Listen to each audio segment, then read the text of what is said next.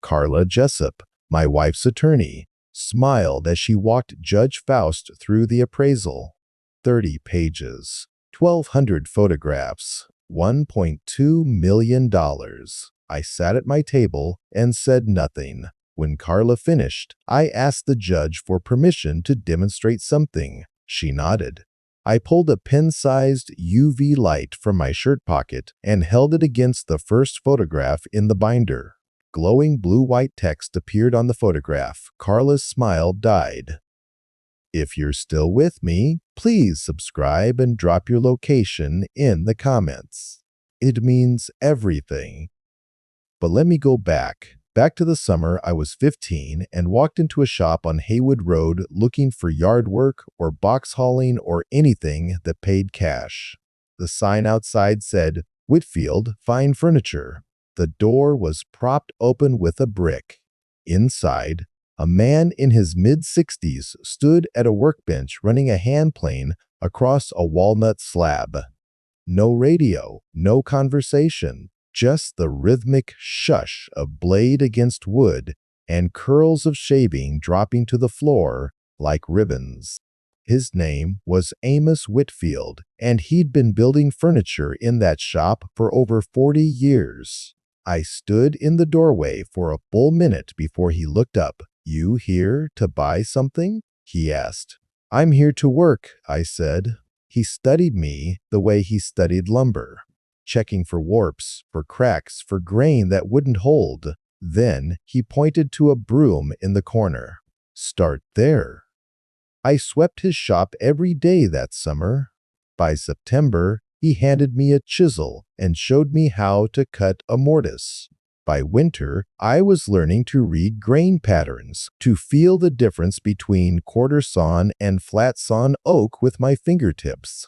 Amos didn't lecture. He demonstrated, then stepped back and let me ruin material until I understood why his way worked.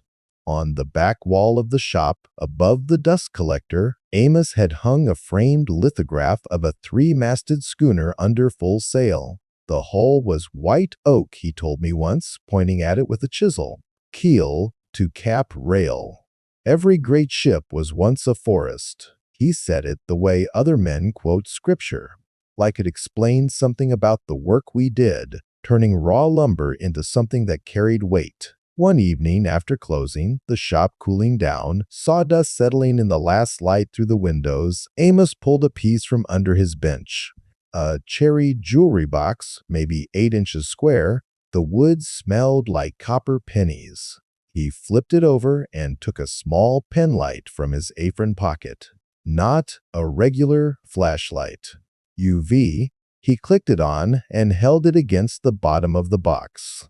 Blue-white text glowed on the wood. A date. The wood species. Material cost. His initials, AW, in careful block letters. All invisible a second ago. "What is that?" I asked. "Proof," he said. "Every piece I build carries my name where nobody can see it. Date, wood, cost. If someone ever questions whether I built it or what it's worth, the answer's right there. You just need the right light." He handed me the UV pen. Insurance companies like documentation. Customers like authenticity. And I like knowing that every piece of mine tells the truth, even when nobody's looking. I learned to apply signatures before I learned to cut dovetails. It became reflex. Every tabletop, every drawer, every cabinet back. Date, species, cost, initials. RS. In the same block letters Amos used. 12 years I worked beside that man. One afternoon during my 3rd year, I glued up a panel of figured maple and clamped it overnight. The next morning, the seam had opened. I'd used the wrong glue for the humidity. Amos walked over, looked at the ruined panel, then looked at me. "Wood remembers everything you do to it," he said. "Good and bad." He walked away. I cleaned up the mess and started over. I never used the wrong glue again. I learned to select lumber at the mill, to negotiate material costs, to read a customer's kitchen and design a table that belonged in it. Amos never rushed, never cut corners, never built anything he wouldn't put his name on, visible or not. He died at 78. Heart gave out on a Tuesday morning. His daughter found him in the shop, slumped in his chair beside the bench he'd built in 1971. I drove to the shop that afternoon, stood in the doorway the same way I had at 15. The plane was still on the bench where he'd left it, a half-finished curl of walnut still attached to the blade. That maple workbench, scarred from 6 decades of chisel marks and plane shavings, came to me. So did his tools, his UV ink supplies, and a handshake promise I made at his funeral to keep building honest. I found a 3-acre lot outside Asheville with a tobacco barn on it. Spent 4 months converting the barn into a workshop. I cut 12 windows into the walls because Amos always said, "You can't judge grain in bad light." Ran the dust collection through the ceiling, the same way he'd done it, copper pipe, not plastic. Amos's bench went dead center, like it had always been there. Sefton Custom Woodworks. 19 years now. Restaurants, collectors, boutique hotels across the Southeast. My client, Reggie Odom, who owns the Broad River Table downtown, once told me he could feel the difference between my tables and factory work with his eyes closed. He's bought 13 pieces from me since 2010, including a 20-foot bar top I spent 3 months on. After his 12th commission, I flipped back through my ledger to his first entry. 2010, a 6-foot walnut farm table, $4,200.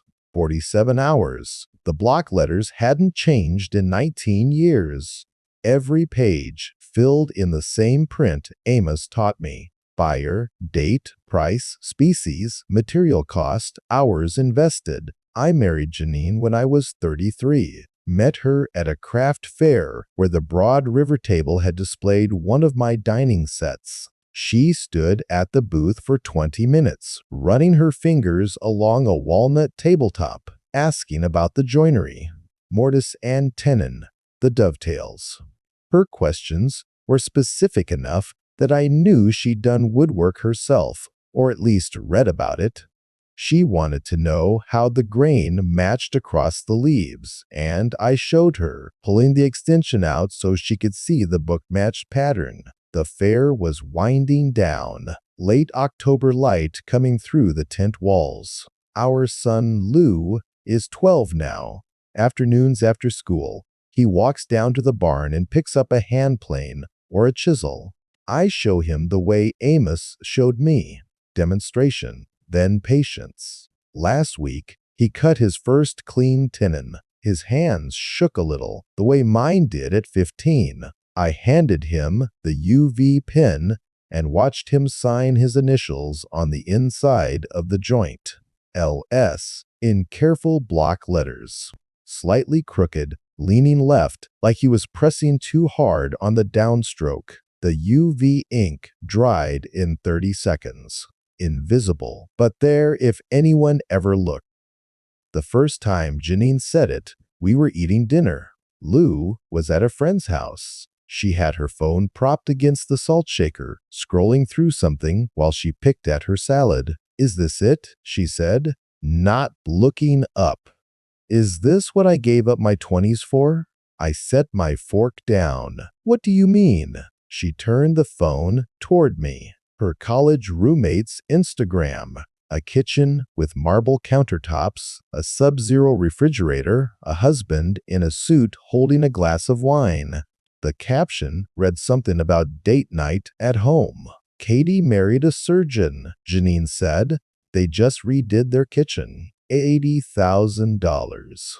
"That's a lot of money for a kitchen," I said. "That's my point. I didn't know what to do with that, so I finished eating." Later, in the workshop, I ran my hand along a slab of black walnut I'd been drying for 14 months. The grain was cathedral pattern, wide and open, the kind of figure that takes decades of growth to produce. I thought about Katie's $80,000 kitchen and wondered how much of it was particle board under the marble. The comparisons didn't stop. They came in waves over the next year, then the next, then the year after that.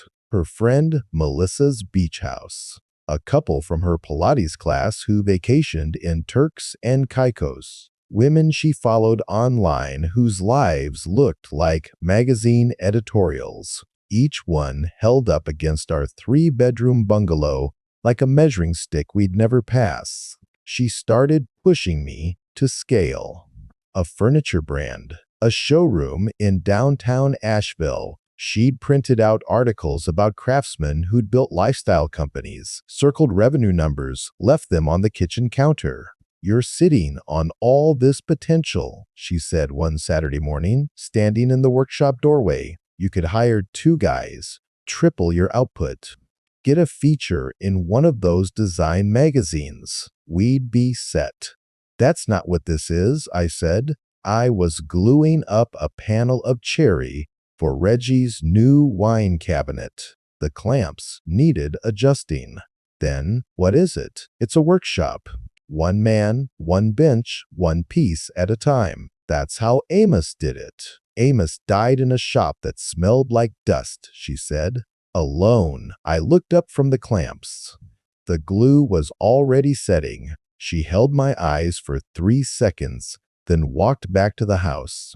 I went back to the panel. The seam held. Some things do. The spending changed around that time. New handbags appeared in the closet. Not 1 or 2. 5 in 3 months, leather and brass hardware, brands I didn't recognize. The woman who used to clip coupons from the Sunday paper was spending more on handbags than I spent on cherry and walnut in a month. A Pilates membership at $60 a session, 3 times a week. Gold jewelry, thick chains, layered bracelets, earrings heavy enough to pull at the lobe. She called them statement pieces. I didn't ask what they were stating. The credit card statements grew by a page. Then, 2, I noticed. I didn't say anything. I worked longer hours in the barn. She spent longer hours away from it. We occupied the same house, but moved through it on different schedules, like shift workers sharing a bed. What I didn't know was that Jeanine had already made her decision. 8 months before she ever mentioned the word divorce to me, she walked into the office of Carla Jessup, a family law attorney on Patton Avenue. I found this out later, much later, but during those 8 months, while I was building a credenza for a hotel in Greenville and a dining set for a retired professor in Black Mountain, Jeanine was building something too. She started coming into the workshop when I wasn't there. I'd find the side door unlocked on mornings I hadn't used it. Cold air through the gap. Morning light on the bench where it shouldn't have been yet. Tools shifted a 1/4 inch on the pegboard. The kind of thing you notice when you've spent 19 years knowing where every chisel sits. One afternoon, I came back from the lumber mill early and saw her through the window. She stood at my drafting table, my leather sketchbook open in front of her, her phone held steady above the pages. Click, she turned a page. Click, another page. Concept drawings for a desk commission I hadn't started yet.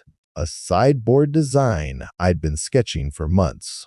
Ideas on paper, nothing more. She photographed them with the same care I used to photograph finished pieces for clients. She closed the book, set it back on the table, smoothed the drop cloth over it, and walked out through the side door. The workshop smelled like linseed oil and fresh-cut poplar. Her perfume hung in the air for a few seconds after she left. I stood at the window for a long time. I told myself she was interested in my work, that maybe the questions from the craft fair all those years ago were surfacing again, that she wanted to understand what I did all day. I didn't follow her, didn't ask about it at dinner. didn't check whether anything else had been moved or opened or read. That was in October. What I also didn't know, what I wouldn't discover until a courtroom forced the truth into daylight, was that every photo she took synced to our family cloud account. Every image tagged with the date, the time, the GPS coordinates of the workshop. Hundreds of photographs taken over 8 months. Wide shots of tool walls. Close-ups of serial numbers on the planer, the jointer, the table saw. Pages from my sketchbook showing pieces that existed only in pencil. She photographed the surfaces of tables and cabinet backs and drawer bottoms. Ran her phone inches above the wood, capturing every scratch, every grain line, every finished detail. Her phone passed inches above my signatures. Date, species, cost, initials, RS in block letters. Right there under the lens. She never saw them, not once. They were right there, invisible, waiting for the right light. Jeanine handed me the envelope on a Tuesday evening. I was standing in the living room next to the cherry dining table I built the year Lou was born. Mortise and tenon joints, book-matched, top 63 hours of work. She set the envelope on it like it was junk mail. "I think we both know this has been coming," she said. She wore her good blazer. The gold chain with the oversized links. Her hair straight and fixed, not a strand loose. She dressed for this the way she dressed for dinner reservations. I picked up the envelope and opened it. Petition for divorce. Equitable distribution. Custody of minor child. Heavy stock. Law firm stationery. "I've already retained Carla Jessup," she said. "She's very good." I looked at Jeanine across the table I'd built. The one she'd eaten breakfast at for 12 years. The one Lou did his homework on. Cherry darkened over time. The top had turned from honey to a deep amber since I'd finished it. She'd never once asked about that. "Okay," I said. She blinked. She picked up her keys from the counter and left. I stood in the living room for a while. The house was quiet. Lou was at his friend's place. Through the window, I could see the workshop, the tobacco barn with its 12 windows catching the last light.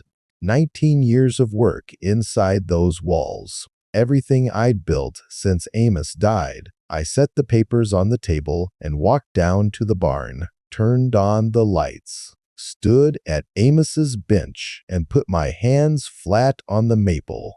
The wood was cool and scarred and familiar. I stayed there until the feeling in my chest settled. Then I picked up a chisel and started working. 3 weeks of building a credenza I could barely focus on. Then I sat in courtroom 3B at the Buncombe County Family Courthouse. Fluorescent lights humming above wood veneer tables, a judge's bench on a carpeted platform. The room smelled like carpet cleaner and recycled air. Judge Carolyn Faust, a woman in her early 60s with reading glasses on a chain, presided. The gallery held maybe 15 people. I recognized 4 of them. Reggie Odom from the Broad River table. 2 other restaurant owners I'd built for. A woodworker from the River Arts District named Paul Chin, who'd sent work my way for years. They sat in the 3rd row, watching. Carla Jessup stood at Jeanine's table. Sharp gray blazer, dark hair pinned back. She stood with her weight centered, shoulders back, chin up. She held a professionally bound document like it was a diploma. "Your Honor, we submit the certified appraisal of Sefton Custom Woodworks, prepared by licensed appraiser Hector Maines." She placed it on the judge's bench. 30 pages, full photographic documentation, comprehensive valuation of inventory, tools, raw materials, and business goodwill. She paused. "Let the number land." $1.2 million. Behind me, I heard Reggie shift in his seat. Someone in the 3rd row exhaled through their teeth. My attorney, A family law specialist named Dale Winstead stood. Your Honor, we object to the valuation methodology. This figure bears no relationship to the actual market value of a one-man custom furniture operation. Dale made a note on his legal pad without looking up. Carla didn't look at him. Mr. Maines is a licensed, certified appraiser with 17 years of experience. His methodology is standard and documented. Judge Faust took the binder. I'll review the submission. Objection noted for the record. Dale sat. Carla returned to her table, where Jeanine sat with her hands folded, chin level, eyes fixed on the judge. She never looked at me. Not once. I opened my copy of the appraisal and began reading, page by page. Photographs I recognized. My planer, my jointer, my table saw, tool walls, lumber racks, finished pieces waiting for delivery. Each one assigned a dollar value that had nothing to do with the piece it described. A walnut farm table I'd sold to Reggie for $4,200 was listed at $22,000. Amos's workbench, the one he built in 1971, appraised at $45,000. Then I turned to page 19, a sideboard. Clean lines, floating top, hand-cut dovetail drawers, valued at $34,000. I knew the piece. I'd sketched it in my leather notebook last March. 4 pencil drawings and a material list. Poplar carcass, walnut veneer, brass hardware. I'd never built it. Page 22, a standing desk with an adjustable mechanism. $28,000. Another sketch. Another concept that lived only on paper. Page 24. A live edge console table. $23,000. January sketch. Also didn't exist. 3 pieces. $85,000 in combined value. Furniture that had never been cut, glued, finished, or signed. Design stolen from my sketchbook and photographed by my wife and priced by a man I'd never met. I closed the binder, set it on the table, looked straight ahead at the judge's bench, and said nothing. Jeanine's attorney was still talking. The judge was making notes. The gallery was quiet. Nobody in that room knew what I'd just found except me. After the hearing, I walked to my truck alone. Dale said something about filing a response. I nodded, got in, closed the door. My sales ledger sat on the passenger seat where I'd left it that morning. 19 years of transactions in my own handwriting.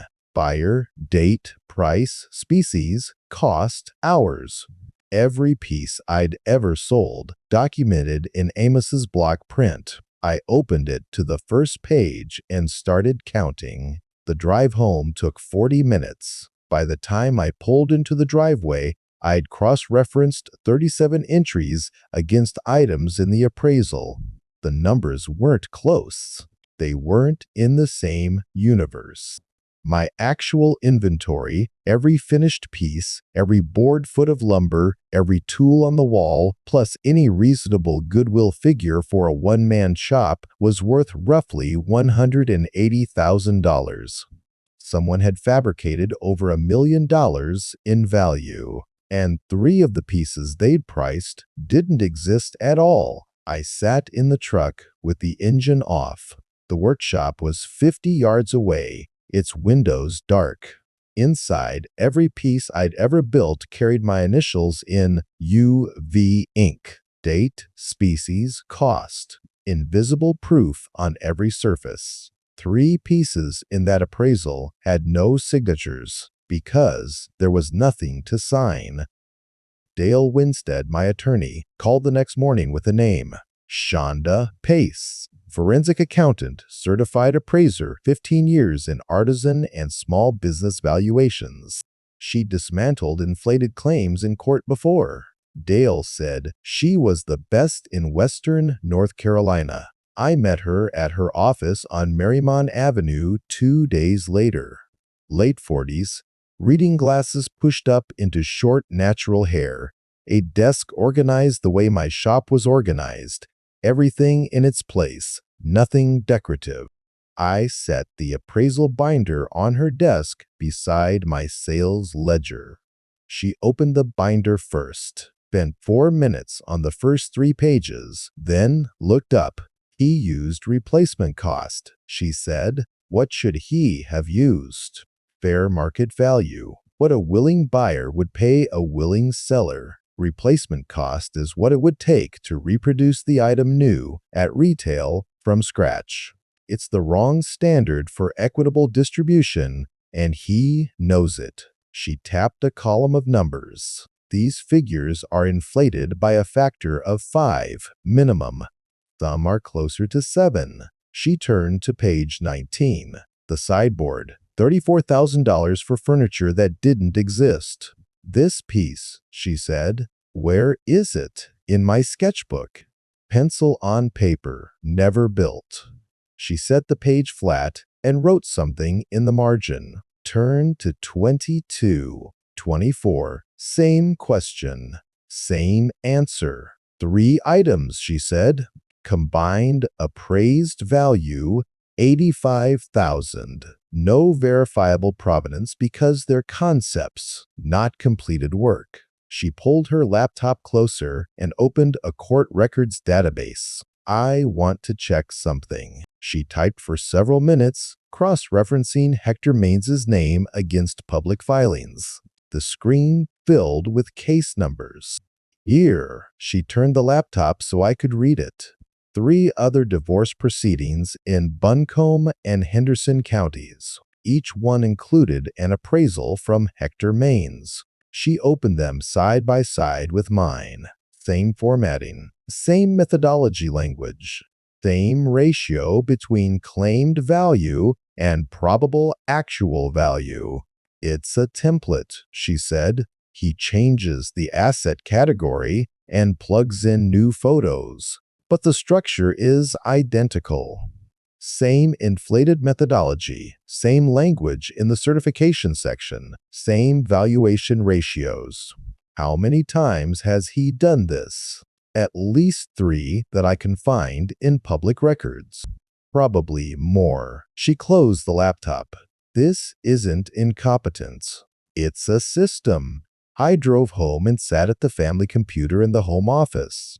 The shared cloud account loaded in the browser. I hadn't looked at it in months. Jeanine used it for family photos, school events, vacation pictures. I sorted by date and scrolled back 8 months. The workshop photographs started in March. 3 images the first day.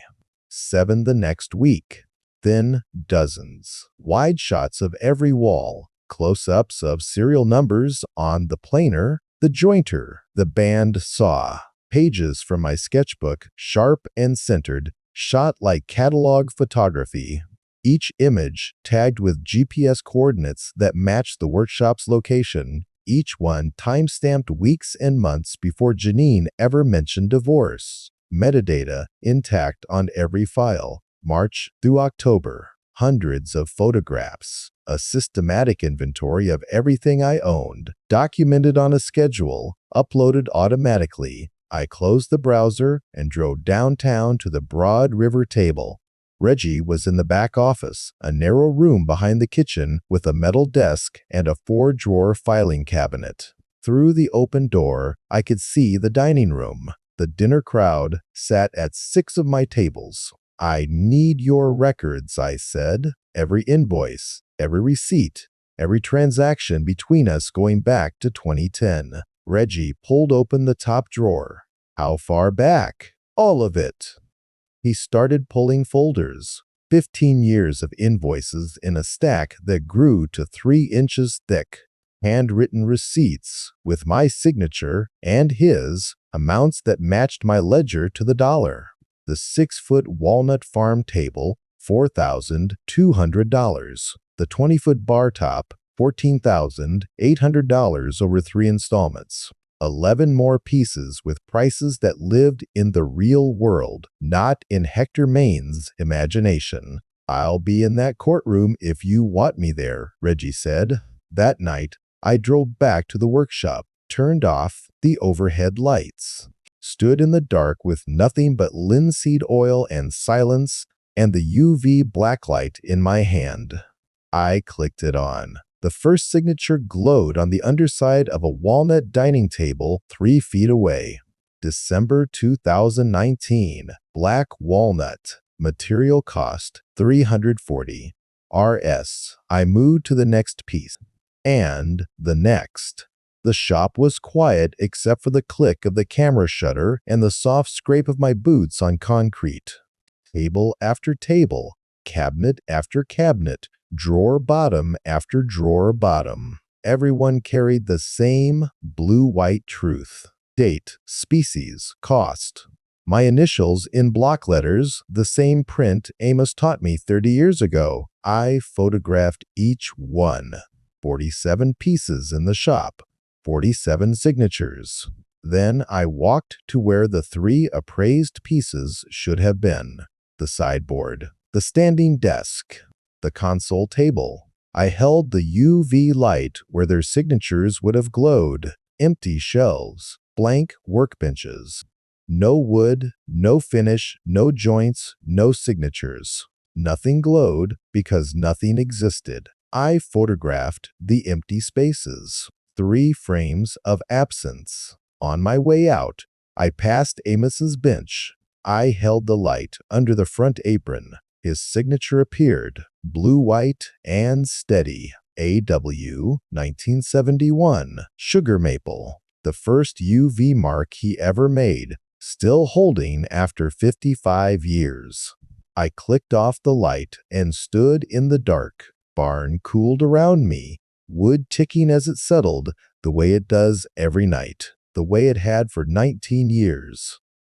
The evidentiary hearing started at 9 on a Wednesday morning. Same courtroom, same fluorescent hum, same wood veneer tables and carpet cleaner smell. The gallery was full this time. Reggie Odom in the second row, Paul Chin beside him. 3 other clients I'd built for over the years. They'd come without being asked. Carla Jessup stood at Jeanine's table and opened with the appraisal. Same bound document, same confident posture, same theatrical delivery. She walked Judge Faust through the photographs page by page, pausing on each valuation the way an auctioneer pauses before the hammer drops. Jeanine sat beside her with her hands folded, chin level, gold jewelry catching the overhead light. A woman performing patience. Dale Winstead, my attorney, called our first witness. Shonda Pace took the stand in a charcoal suit, reading glasses folded in her hand. She stated her credentials without inflection. 15 years in artisan and small business valuations. Certified forensic accountant. Certified appraiser. IMS Pace. Have you reviewed the appraisal submitted by Hector Maines? Dale asked. I have. What valuation methodology did Mr. Maines employ? Retail replacement cost, she said. What it would take to reproduce each item new at retail. That's the wrong standard for equitable distribution. The legally appropriate method is fair market value. What a willing buyer would pay a willing seller in an open market. And the difference. Mr. Mains's figures are inflated by a factor of 5 to 7. In some cases, higher. Carla stood. Objection, Your Honor. Ms. Pace is speculating about Mr. Mains's intent. Overruled, Judge Faust said. She's testifying about methodology. Continue. Shonda opened a folder. 3 items in the appraisal have no verifiable provenance. Pages 19, 22, and 24. A sideboard, a standing desk, and a console table. Combined appraised value $85,000.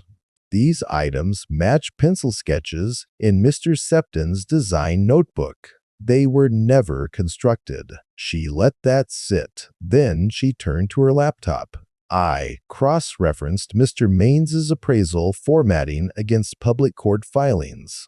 I found 3 other divorce proceedings in Buncombe and Henderson counties where Mr. Mains submitted appraisals using an identical template, identical methodology language, identical valuation ratios, word-for-word certification phrasing. The only differences are the asset categories and photographs. Objection. Carla was on her feet. This testimony is beyond the scope of the current proceeding. It goes to pattern and credibility, Dale said. Judge Faust looked at Carla over her reading glasses. Overruled. The witness may continue. Shonda named the 3 cases. Case numbers, filing dates, asset types. A jewelry collection valued at 11 times retail. A vintage car collection valued at 8 times market. A photography studio appraised at 6 times its insurance valuation. Same template, same appraiser, same attorney of record in 2 of the 3. Carla didn't object again. She wrote something on her legal pad. Her pen moved in short, tight strokes. Dale called Reggie Odom next. Reggie walked to the stand carrying a manila folder 3 inches thick. He wore a blazer that didn't quite fit his shoulders, and he tugged at the lapel once before settling into the chair. He'd never been in a courtroom before. Mr. Odom, you own the Broad River Table restaurant in downtown Asheville? 15 years, Reggie said. How many pieces has Mr. Sefton built for your establishment? 13. 12 tables and a 20-foot bar top. Dale handed him the appraisal, open to a page Shonda had flagged. Can you identify this piece? Reggie looked at the photograph. That's a 4 top I commissioned in 2018. Cherry, hand-cut joinery. The appraisal values it at $18,000.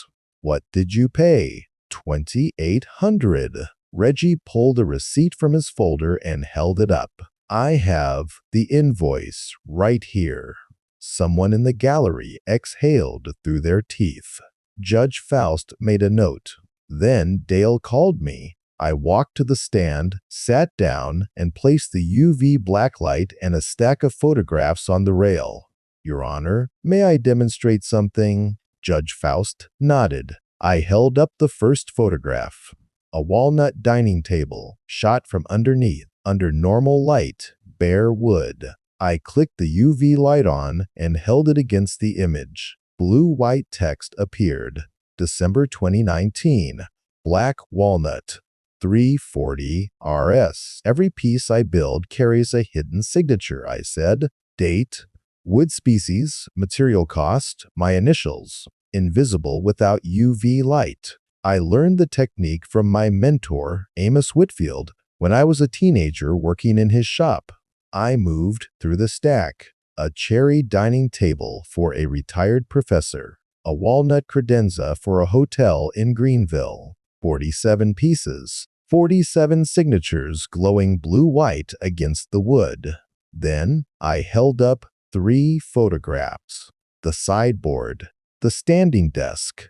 The console table. I ran the UV light across each one. Nothing glowed. Bare shelves. Empty workbenches. These 3 pieces appear in the appraisal at a combined value of $85,000, I said. They were never built. There's nothing to sign. I set those down and picked up the last photograph. Amos's workbench. The appraisal listed it at $45,000. A bench worth $3,000 on a good day, and Amos would have said that was generous. I clicked the light on. AW 1971 Sugar Maple. Amos's handwriting, glowing steady after 55 years. His signature on a bench appraised at 15 times its value by a man who'd never touched it. I looked up from the photograph. Jeanine's hands were no longer folded. Her fingers gripped the edge of the table, knuckles white against the veneer. Her chin was down. The gold chain caught the light as her chest moved with short, uneven breaths. Carla Jessup sat beside her, pen still in hand, not writing. Her face was the color of the paper in front of her. Judge Faust leaned forward in her chair. I clicked off the light. The courtroom was silent. Nobody moved. Judge Faust didn't speak for 11 seconds after I clicked off the light. I counted. In a courtroom, 11 seconds is a long time. Long enough for Carla Jessup to uncap her pen, cap it again, and set it down on a legal pad she hadn't touched since Shonda took the stand. Long enough for Jeanine to release her grip on the table edge, leaving pale crescents where her fingernails had pressed into the veneer. The judge removed her reading glasses, set them on the bench, folded her hands. The fluorescent lights hummed. Nobody coughed. "I'm going to address the appraisal first," she said, "because what has been presented to this court is not a valuation dispute. It is a fabricated instrument designed to defraud this proceeding." She opened the binder to page 19, the sideboard that lived only in pencil. 3 items in this appraisal, valued collectively at $85,000, do not exist. They were concept sketches in the respondent's private notebook, photographed without his knowledge and submitted as completed inventory. That is not aggressive advocacy. That is fraud. She turned to the cloud photo evidence.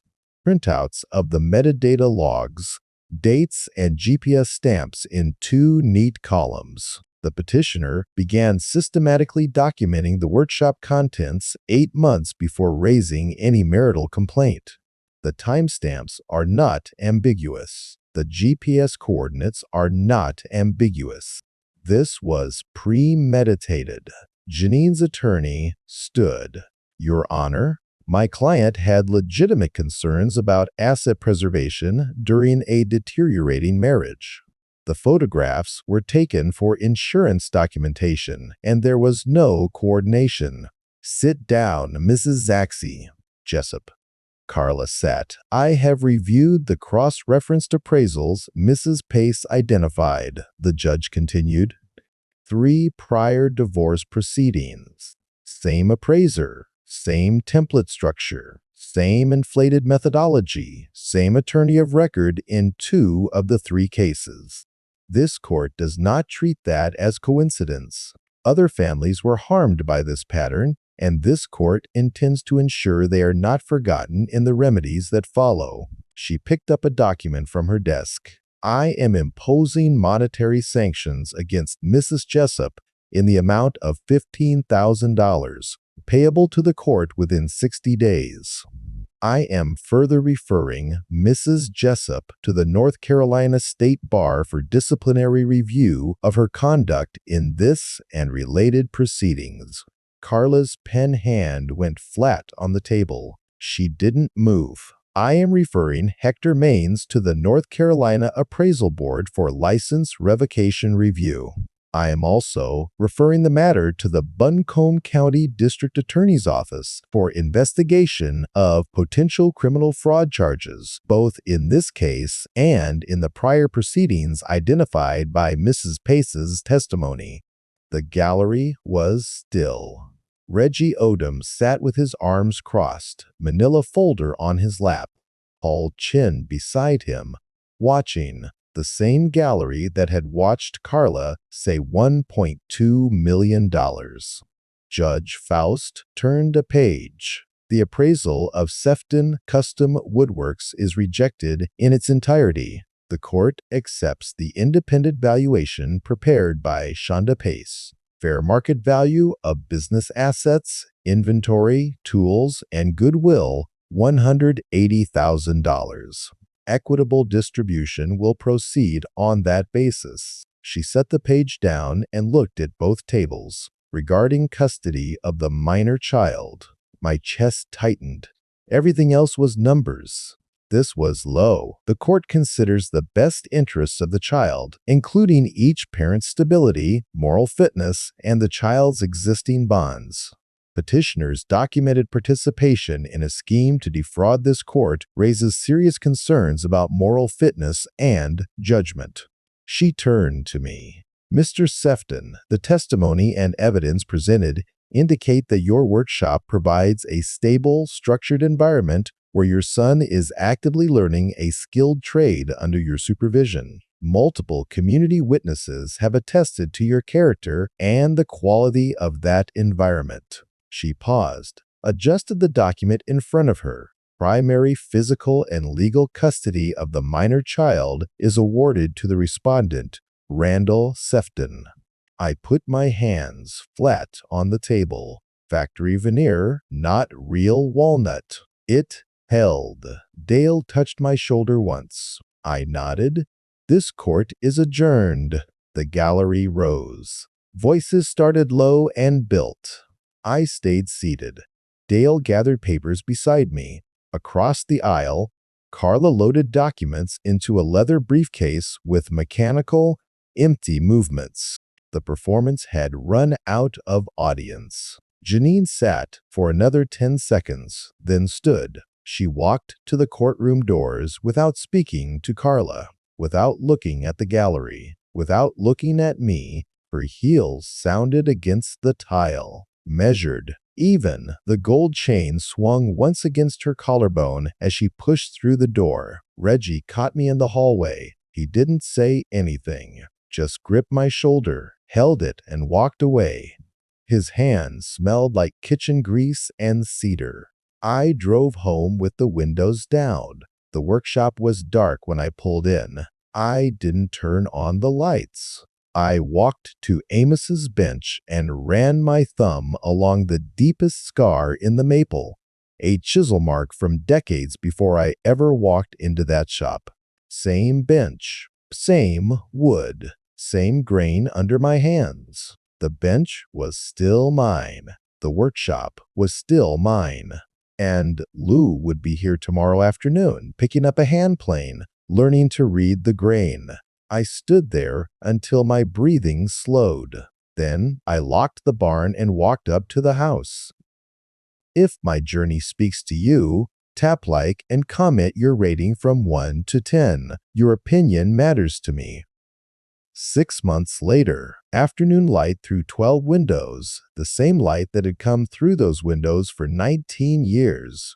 Linseed oil and fresh-cut cherry. Amos's bench at the center, scarred maple holding the weight of whatever I said on it, same as always. Lou stood beside me, running a number 5 plane across a board of cherry. 12 years old, hands steady, reading the grain the way I taught him, the way Amos taught me. The shavings curled off the blade in long ribbons and dropped to the concrete floor. Reggie had commissioned a private dining room set.